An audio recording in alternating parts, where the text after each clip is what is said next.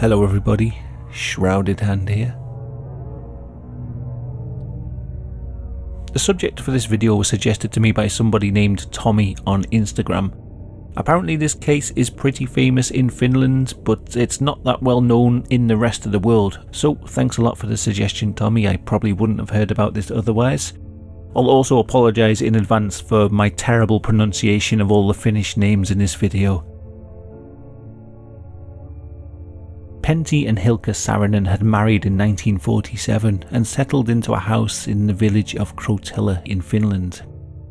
The house was Hilkka's childhood home, which she'd inherited from her grandparents.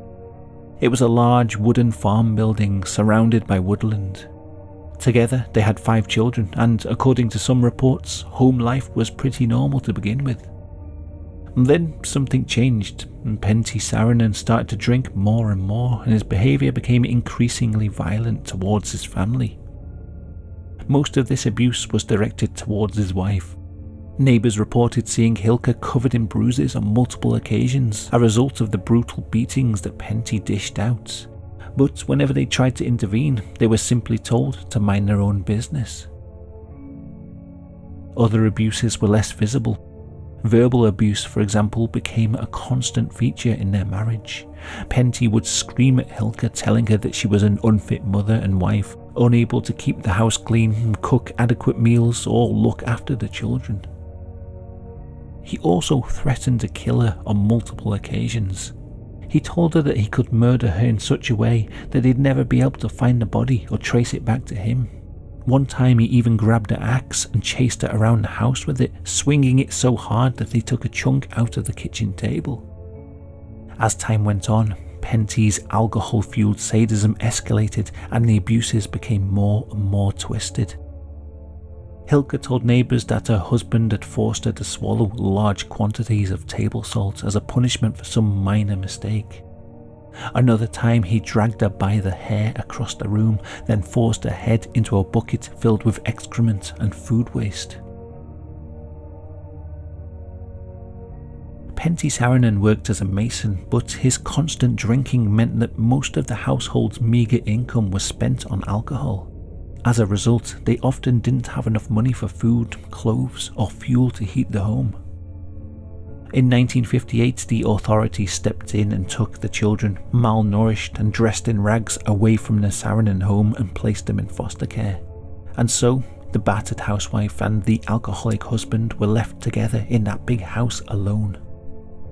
Without anybody else to witness the abuses, it seems that things got even worse.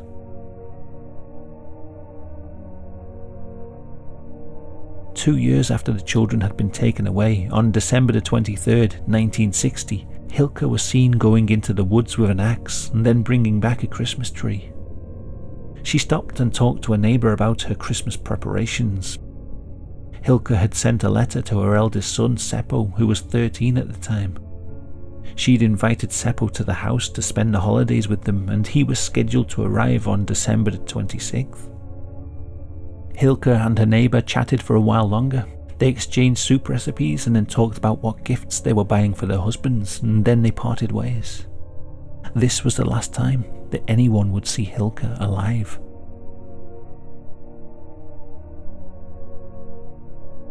On Christmas Day, Seppo arrived at the family home. He was one day earlier than expected. He wanted to surprise his parents with his early visit, and he brought a friend with him along to the house. He found the front door unlocked, and when he entered, he found his father frantically cleaning in the back room. In this room there was a large masonry oven, and Seppo noticed that all the objects that were usually on top of the oven were now on the floor. His father told him that he'd taken the objects off to clean them, and then he hurried the 2 boys out of the room, locking the door behind him. This all seemed very odd to Seppo. His father didn't usually tidy up, and they never locked the door to that room. And where was his mother? When he asked about his mother's absence, his father said that she'd disappeared the previous day whilst he was carrying firewood to the sauna. He didn't seem bothered by her disappearance, and when Seppo tried to question him further, he appeared flustered and quickly changed the subject. The whole time that Seppo was visiting, Pentti Saarinen acted really strangely. He was unusually tense and paranoid. Any time the boys went outside, the father would be watching them nervously from a window. Pentti, Seppo and Seppo's friend spent their Christmas in the kitchen of the house. All other rooms in the house were locked. The father claimed that he could only afford to heat one room of the house, and he even moved a bed into the kitchen so that they could all sleep there. The following day, Seppo and his friend explored the grounds of the house a bit more. They went into the sauna and found that there was no fuel in there, even though Pentti had said that Hilkka had disappeared whilst he was carrying wood into the sauna on Christmas Eve. They also noticed that a large pile of sand that used to be outside next to the cowshed was missing. It all seemed a bit weird, a bit suspicious, but they didn't mention it to Pentti. They just tried to enjoy their Christmas. Soon afterwards, Seppo's friend went home earlier than expected. He was probably a bit freaked out by the father's strange behaviour. Seppo stayed on till the 1st of January and then he went back to his foster home. About a week later, Hilkka's neighbours reported her disappearance to the police.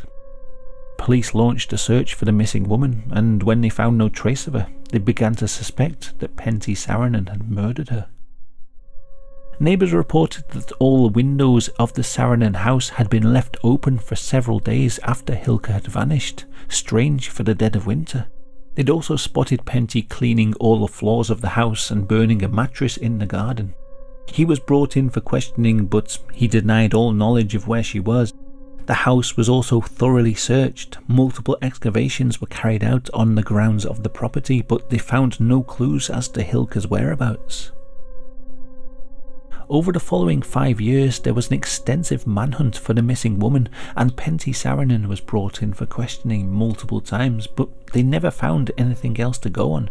She had simply vanished into thin air. The eldest son, Seppo, did his own bit of detective work because he too suspected his father. In the years after his mother's disappearance, he visited the house many times. Whenever he was left alone in the property, he would search the house from top to bottom for any clues about his mother's whereabouts. During one visit in 1966, he found something unusual in that back room. Now, I've got to explain a little bit about how the house was laid out. There was a small kitchen with a big masonry oven in one corner, as can be seen in this photo. What you can't see is that the oven actually extends through that back wall into a larger room behind it. This was the same back room that Seppo was forbidden from entering on that Christmas visit in 1960. When he examined the wall of the oven in this back room, he noticed that some of the bricks near the top seemed to have been removed then replaced. He also saw that one of the oven hatches had been bricked up. He sent a letter to the local police telling them of his findings. He informed them that they should look inside the oven because it must hold the secret to his mother's disappearance. Pentti was once again brought in for questioning, but it seems they just didn't have enough evidence to go in and start demolishing parts of his house. The case went cold. Then, 6 years later, 1972, some new detectives were assigned to look at some older, unsolved cases. They took a renewed interest in the disappearance of Hilkka Saarinen, and when they read Seppo's letter from 1966, they decided that they had to bring him in to aid them in their case. Seppo was allowed to read transcripts of his father's interrogations, and he spotted some inconsistencies in the story. His father had told him that his mother had vanished on Christmas Eve whilst he was carrying firewood to the sauna. Pentti Saarinen, when questioned by the police, had said that Hilkka had disappeared sometime in the early hours of the morning, that he'd gone to bed with her asleep next to him, and then when he woke up the next morning, she was gone. These inconsistencies were enough to raise their suspicions about Pentti, and the police were finally able to authorise the dismantling of the oven.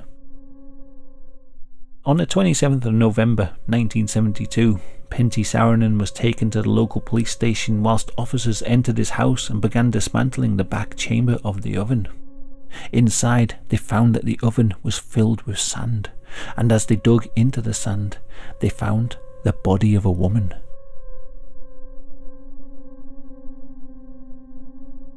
The sealed atmosphere and the sand inside the oven had preserved the corpse quite well, and the mummified remains of Hilkka Saarinen were easily identified. Finally, 12 years later, the mystery of her vanishing was solved. An autopsy failed to identify how Hilkka had died. There were no broken bones or signs of any stabbing or strangulation, nor did they find any evidence of poisoning. All that could be determined for sure was that at some point after she disappeared in 1960, somebody had removed a layer of bricks from the top of the oven, dropped Hilkka inside, and buried her with sand. It is possible, and disturbing to imagine, that she could have still been alive when she entered the oven. The logistics of forcing a live woman into that space and keeping her there long enough to bury her alive makes this scenario a bit unlikely, but it's still a possibility. It's also disturbing to think of Pentti Saarinen living in the same house as his wife's corpse for 12 long years.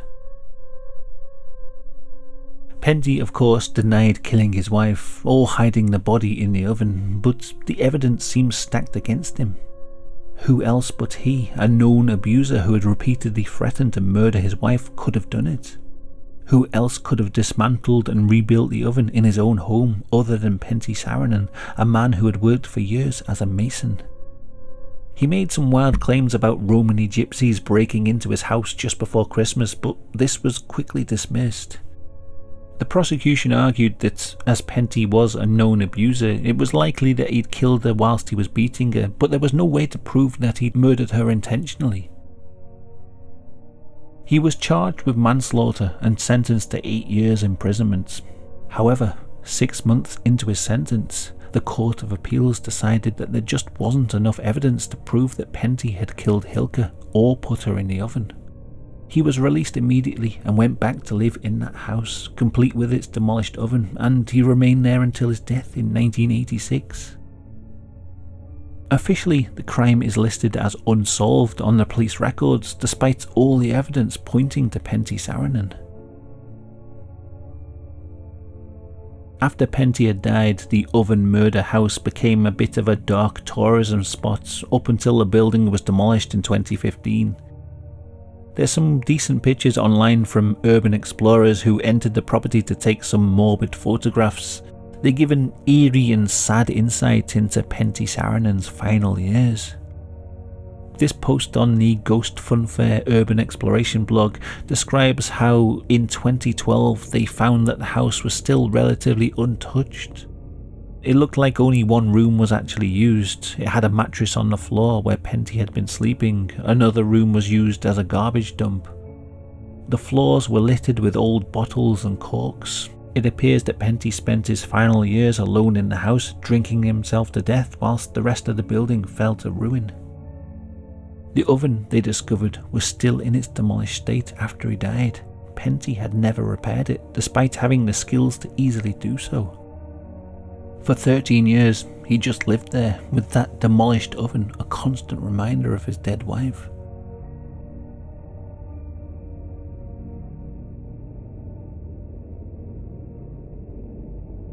So thanks once again to Tommy for suggesting this case and for helping me out a lot with all the translations and extra info. A lot of the sources I had to run through Google Translate as I was researching it, and having a native speaker to help me out was pretty invaluable, so thanks a lot, Tommy. I thought it was pretty interesting how you could have an unsolved murder case where we almost definitely know who actually did it, so I'm glad to be able to bring this famous Finnish case to a few more people. Big thanks also to the channel supporters. Thank you very much to all of you. I couldn't make these videos without you.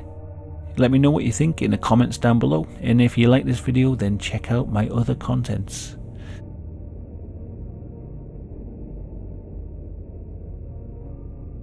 Thank you for watching. Until next time, goodbye.